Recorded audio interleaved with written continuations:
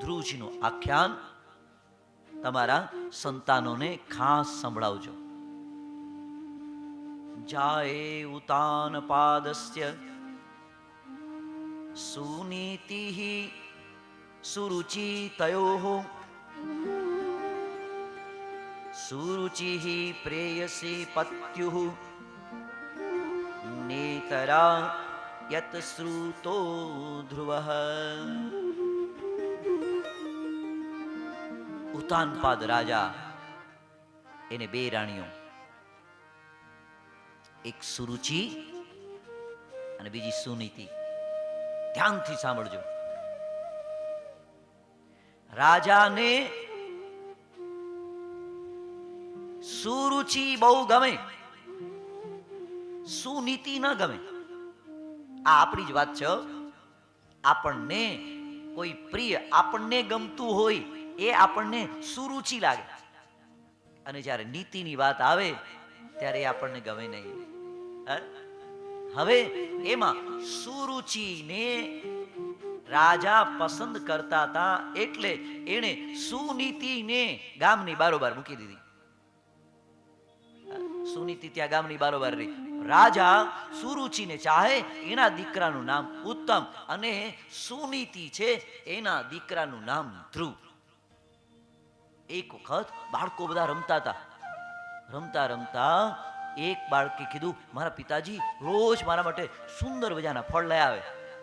બીજો કે મારા પિતાજી છે ને મારા માટે રોજ નવા નવા કપડા લઈ આવે. ત્યારે ધ્રુવજીએ સ્વાભાવિક રીતે પૂછ્યું, મારા પિતા, અરે ધ્રુવ, તારા પિતા તો રાજા છે. હા મારા પિતા, હા મારે મળી શકાય. હા કેમ નહીં, ચાલ લઈ જઈએ તને. જ્યાં ધ્રુવજીને પોતાના દીકરાને રાજાએ જો, અને એને એની માએ એવા સંસ્કાર આપ્યા હતા ને, સાષ્ટાંગ વંદન કર્યા. ત્યાં તો એ રાજા ઉભા થઈ પોતાના ગોદમાં એ ધ્રુવજીને બેસાડી દીધા. જ્યાં ગોદમાં બેસાડી માથા ઉપર હાથ ફેરવી વાલ કરવા લાગ્યા. સુનીતિ સુરુચિ આવી હાથ ખેંચો, ખેંચી નીચે ઉતારી દીધો. રાજા કંઈ બોલી શક્યા નહીં. નીચે ઉતાર્યા પછી ધ્યાન રાખજો, એને મન ફાવે એમ કેવા લાગ્યા કે તારે તારા પિતાના ખોળામાં બેસવું હોય ને તો તું જંગલમાં જા, તપ કર, ભગવાનને પ્રસન્ન કર, વરદાન માંગ, ભગવાન પ્રસન્ન થાય. એટલે એમ કહેજે કે મારા પેટે તું જન્મ લે અને પછી તું તારા પિતાના ખોળામાં બેસજે. અને તારી માં છે ને એ તો અભાગણી છે. આવા શબ્દોનો પ્રયોગ કર્યો ત્યારે તરત ધ્રુવજી દોડતા દોડતા માતાની પાસે ગયા. એની ગોદમાં બેસી ધ્રુજકે ધ્રુજકે રડવા લાગ્યા. રડવા લાગ્યા ને માથા પર હાથ મૂકી સુનીતિ માએ કીધું, એને શું થયું મારા દીકરાને? પોતે કઈ બોલ્યા નહીં. દાસી હતી ને એ દોડતી દોડતી આવીને એમ કીધું, એનું અપમાન થયું, અપમાન થયું. અરે તમને આ ભાગણી કીધી છે. એટલે ધ્રુવજીને ખોટું લાગ્યું, એટલે રડે. માને કોઈ આવું કહે તો ગમે કોઈ દીકરાને? એટલે તરત જોજો હો, સુનીતિ પોતાના દીકરાને શિખામણ આપતા આપતા કહે છે, યાદ રાખજો માતાઓ. શું કહે ખબર? બેટા, સુરુચિ માં કહે છે ને એ સાચી વાત છે. ધ્રુવજી પોતાની માની સામે જોવા માંડ્યા. શું કે છો માં? હા બેટા, સુરુચિ કહે ને મને અભાગણી, સાચી વાત છે બેટા. કેમ માં, તું કેમ અભાગણી છો?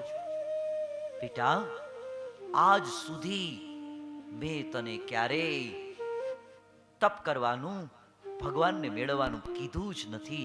એટલે બેટા હું અભાગણી છું. એટલે હું અભાગણી છું બેટા. તે મને, મેં તને આજ સુધી કીધું જ નહીં. સુરુચિ માએ તને કીધું બેટા. ખરેખર ભાગ્યશાળી તો સુરુચિ માં છે, તને આવા સંસ્કાર આપે છે. જોજો કેટલું પર ધ્યાન રાખજો. કદાચ મોટા મોટાને વાંધો પડે ના તો તમારા સંતાનોને પેલા પાસે જવાય, પેલા પાસે ન જવાય, આવું શીખવાડશો નહીં. યાદ રાખજો.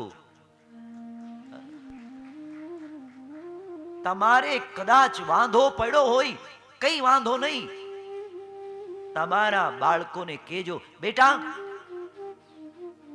જા દાદાને પગે લાગી આવ, અદાને પગે લાગી આવ. જેની સાથે વાંધો પડ્યો, જા બેટા તારે જવાનું, અમે ન જાય તો કાઈ નહીં, તારે જવાનું, જા. એને એવા સંસ્કાર આપજો. સુનીતિ માએ કીધું, બેટા જા, 5 વર્ષના દીકરાને બેટા જંગલમાં જા, તપ કર. અરે માં, હું તપ કરવા જાઉં? હા બેટા, તપ કરી ભગવાનનું નામ, અને દીકરા તને કોઈ સંત મળે ના તો એના ચરણોમાં વંદન કરજે બેટા. હા માં. બા ત્યાં કોઈ વાઘ ને વરુ ને સાપ ને હોય તો, અરે બેટા જે તપ કરવા જાય ના એને કોઈ સાપ ના મરે, એને કોઈ વાઘ ન મારે. દીકરા એનું કોઈ કઈ બગાડી ન શકે બેટા. અને નાના બાળકો તપ કરે ને બેટા તો ભગવાન જલ્દીથી પ્રસન્ન થાય. અને ધ્રુવજીને કીધું, પછી કીધું, બેટા અહીંયા આવતો જોજો, પાછી શિખામણ આપે. શું કઈ ખબર? બેટા અહીંયા આવતો, બેટા સુરુચિ માની સાથે વેર ભાવથી તપ ન થાય બેટા. એટલે માં શું કરું?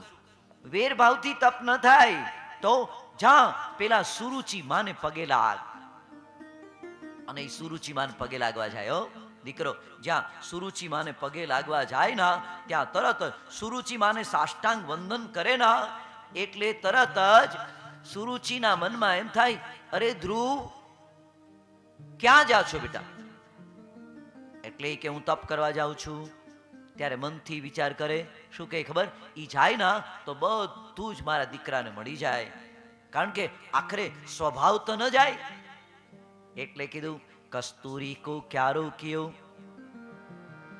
કસ્તુરી કો ક્યા રોક્યો, केसर की बनी खाक, पानी दिया गुलाब का, प्याज वही प्याज.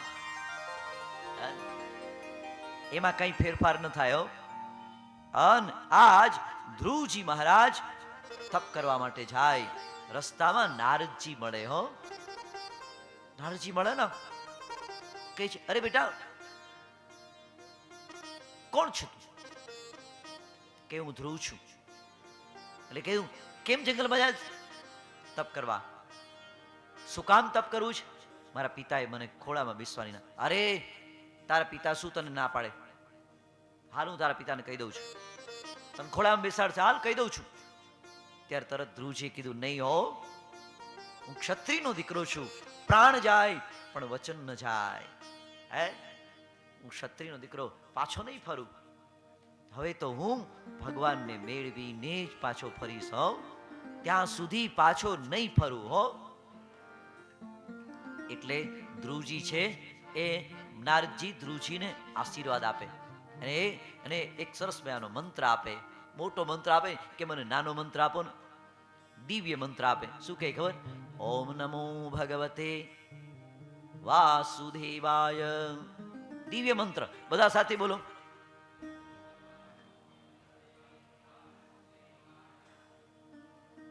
આ બાજુથી અવાજ સંભળાનો, આ બાજુથી નથી સંભળાનો.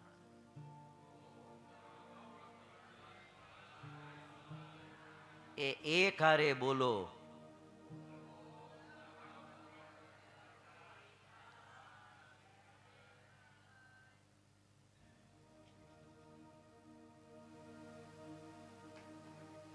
ઓમ નમો ભગવતે વાસુદેવાય. બોલો.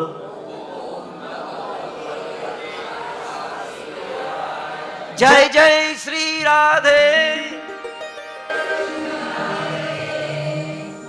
આટલા બધા બેઠા છો. ઓર એક બાર જય જય શ્રી રાધે. હા, ધ્રુવજી તપ કરવા જાય. તપ કરે ને, પેલો મહિનો વીતે ના ત્યારે 3 દિવસે ફળ ખાય છે. ખાલી 5 વર્ષના છોકરાને 3 દિવસે ખાલી ફળ ખાય છે. ત્યાં સુધી એક પગે ઊભા રહી તપ કરે છો ધ્રુવજી. બીજો મહિનો આવ્યો, 6 દિવસે પાંદડા ખાય છે. ત્રીજો મહિનો આવ્યો, 9 દિવસે પાણી પીએ છે. ચોથો મહિનો આવ્યો, 12 દિવસે શ્વાસ લે છે. 5મો મહિનો આવ્યો, શ્વાસ ઉપર પણ કંટ્રોલ કરી લીધો. 5 વર્ષના છોકરાએ તપ કરતા કરતા હો એટલો બધો પરાકાષ્ઠાએ પહોંચી ગયો. અને જ્યારે એનું તપ વધવા લાગ્યું, ઇન્દ્ર દોડતા દોડતા ભગવાનની પાસે ગયા. જઈને કીધું, પ્રભુ પ્રભુ જલ્દી કરો, કોઈ તપ કરે છે, મારું ઇન્દ્રાસન લઈ લેશે. જ્યારે જોઈએ ને ત્યારે ઇન્દ્રના સિંહાસનના નટબોલ્ટ ઢીલા જ હોય. કોઈ પણ તપ કરે ને એટલે તરત એની ખુરશી મંડે ડોલવા. એટલે તરત જ ભગવાને કીધું, આ તારા ઇન્દ્રાસન માટે તપ નથી કરતો, અને મારે એને દર્શન દેવા મારે એને દર્શન દેવા નથી જવું, તો મારે આ નાનકડા બાળકના દર્શન કરવા જવું છે. મારી ઈચ્છા છે એના દર્શન કરવાના. તપ કરો ને એટલે ભગવાન તમારી પાસે આવે, યાદ રાખજો. અને જ્યાં ભગવાન આવ્યા પણ ધ્રુવજી એક પગે ઉભા રહી, આંખ બંધ કરી, હાથ ઊંચા કરીને ઉભા થાઓ. એક પગ ઉપર અને પોતે ઓમ નમો ભગવતે વાસુદેવાય એના જપ કરતા હતા. એ જપ કરતા કરતા ધ્યાનસ્થ થઈ ગયા. એના હૃદય કમળમાં ભગવાનના દર્શન થતા હતા. અને જેવા હૃદય કમળમાં ભગવાનના દર્શન કર્યા ને એટલે એ સાક્ષાત ભગવાન આવ્યા. પણ ભગવાન આવ્યા તો એને આંખ ખોલી નથી. ભગવાનને એમ થયું કે આ જ્યાં સુધી એના હૃદયની અંદર મારા દર્શન થશે ને ત્યાં સુધી એ આંખ નહીં ખોલે. તો શું કરું?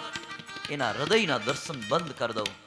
અને જ્યાં ભગવાને હૃદયના દર્શન બંધ કર્યા, જેવા હૃદયના દર્શન બંધ થયા, જ્યાં આંખ ખોલી ત્યાં તો જોઉં, આ ચતુર્ભુજ નારાયણ શાંતાકારમ ભુજગશયનમ પદ્મનાભમ સુરેશમ વિશ્વાધારમ ગગન સદૃશમ મેઘવર્ણમ શુભાંગમ લક્ષ્મીકાંતમ કમલનયનમ યોગી વિરધ્યાન ગમ્યમ વંદે વિષ્ણુ ભવભયહરમ સર્વલોકૈકનાથમ.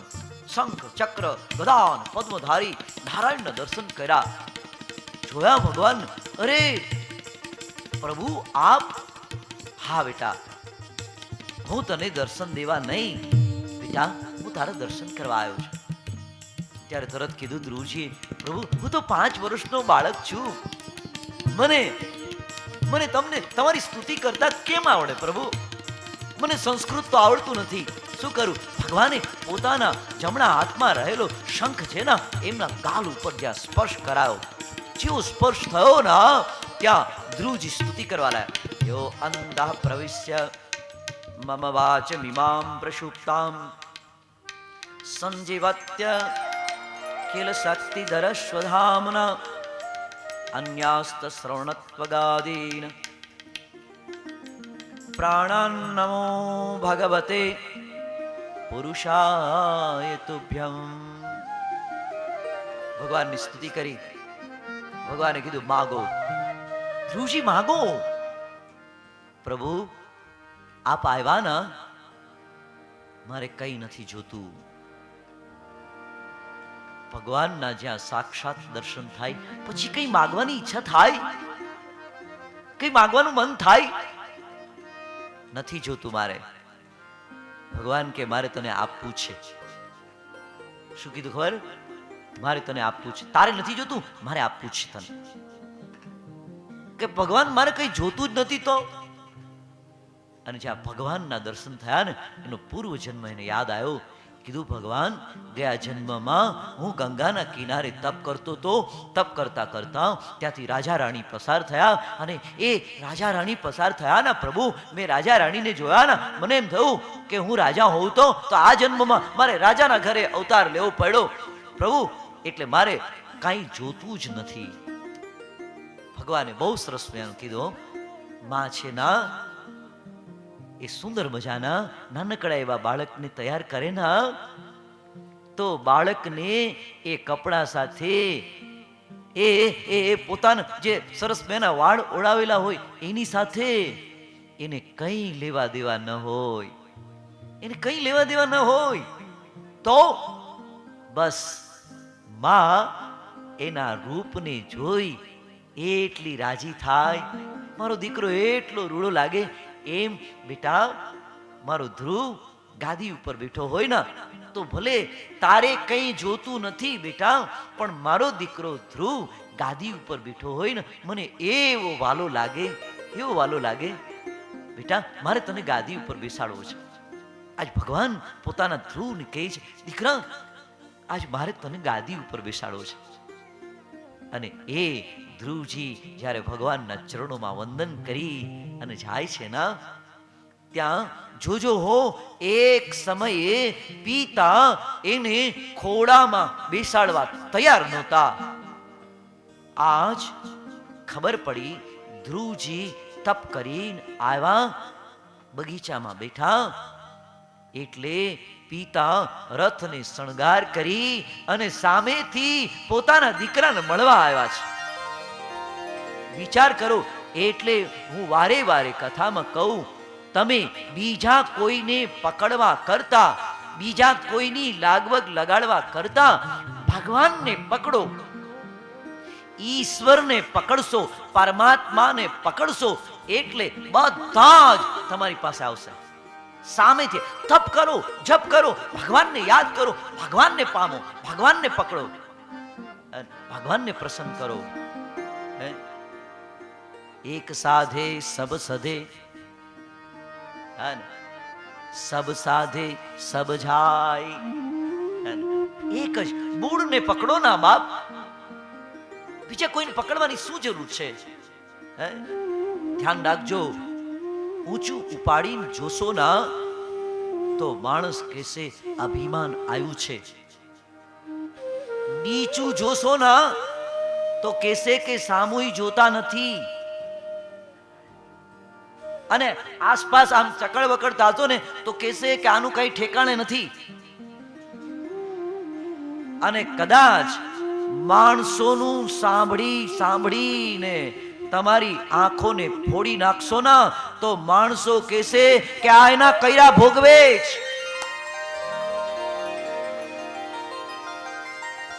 માણસોને પહોંચાશે જ નહીં. એટલે અને આપણે 90% લોકો, અરે 90 નહીં, 99% લોકો કોઈ શું કહેશે એના પ્રમાણે જ જીવે છે. ઓલા આમ કહેશે તો નહીં. પ્રભુને પકડા, એના પિતા ઉતાનપાદ સામેથી આવ્યા છે. ધ્રુવજી ભગવાનને મળીને આવ્યા, પણ પોતાની મર્યાદાને ઓળંગા નથી. રથ પિતાજીનો આવતો જોયો ને, એના રથની આગળ સાષ્ટાંગ પિતાજીને વંદન કર્યા છે. પિતાજી નીચે ઉતરી ગયા, દોડતા દોડતા આવ્યા, પોતાના દીકરાને ઉઠાવી લીધો. આજ પોતાના દીકરાને રથની અંદર બેસાડ્યો. ધ્રુવજી યાદ રાખજો, તરત કીધું મારો ભાઈ ક્યાં છે? સુરુચિમાનો દીકરો હો, જોજો હો, વિચાર તો કરો. જેણે અપમાન કર્યું એ માનો દીકરો, છતાં આજ ધ્રુવજી કીધું મારો ભાઈ ક્યાં છે?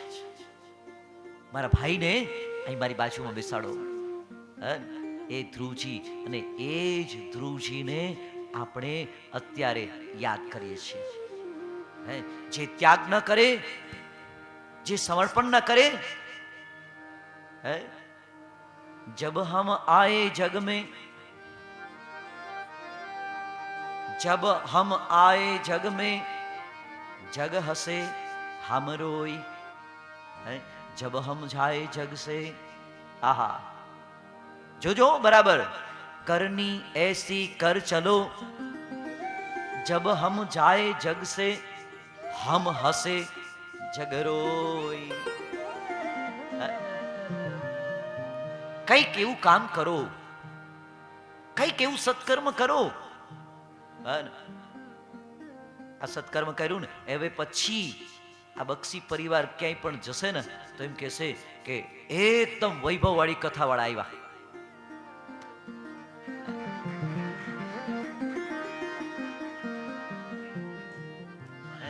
હવે કદાચ કોઈ ડોક્ટર સાહેબ ભૂલી જશે અને એમ કહેશે કે કથા વાળા આવ્યા. આહા, ધન્ય છે. અને ખરેખર કંઈક આપ્યું હોય તો કંઈક કરજો. એક શેઠના આંગણામાં એક ભિખારી ગયો, જઈને કીધું શેઠ કંઈક આપો ને. એ કે કઈ નથી દેવું. ખાવાનું તો આપો, નથી દેવું. કપડા તો આપો, નથી દેવું. અરે પાણી તો આપો, નથી દેવું. એટલે ઓલા ભિખારીએ શું કીધું ખબર? એક ધૂળનો ખોબો તો આપો, તમારા આંગણામાંથી એક ધૂળનો ખોબો તો આપો. શેઠે પૂછ્યું કે ધૂળના ખોબાથી તારું શું વળશે? એ કે મારું કાંઈ નહીં વળે, પણ તમે આપતા તો શીખશો.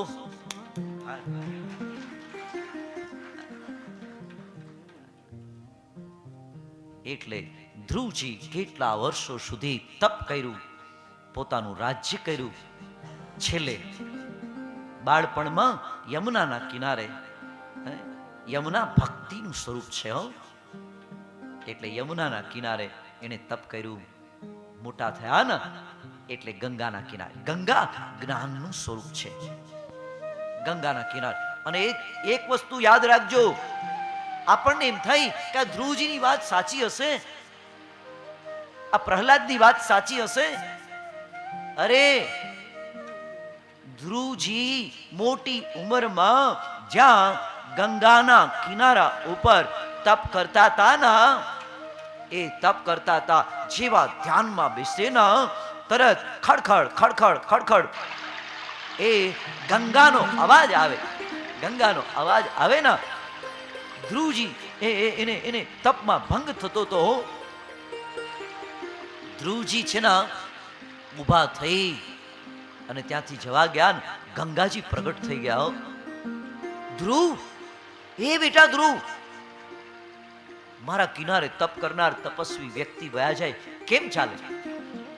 પણ માં શું કરું, તારો ખડખડ અવાજ આવતો હોય ને એ અવાજ હું સહન નથી કરી શકતો માં, એટલે અહીંથી જાઉં. આજે પણ યાદ રાખજો, આજે પણ એ ઉત્તરાખંડની અંદર જ્યાં ધ્રુવજીએ તપ કર્યું ને ત્યાં એટલા વિસ્તારમાં આજે પણ ગંગાજી શાંત છે બાપ, આજે પણ શાંત છે. આ એનો પુરાવો છે કે જ્યાં ધ્રુવજીએ તપ કરેલું હતું. અને એમ કહેવાય કે ધ્રુવજી કાળની ઉપર પગ રાખીને સીધા સ્વર્ગમાં ગયા હતા. અરે આવા દીકરા હોય ને આજ સુધી ધ્રુવના તારા તરીકે પૂજાય છે. આજે પણ આપણે ધ્રુવના તારા તરીકે ઓળખીએ છીએ.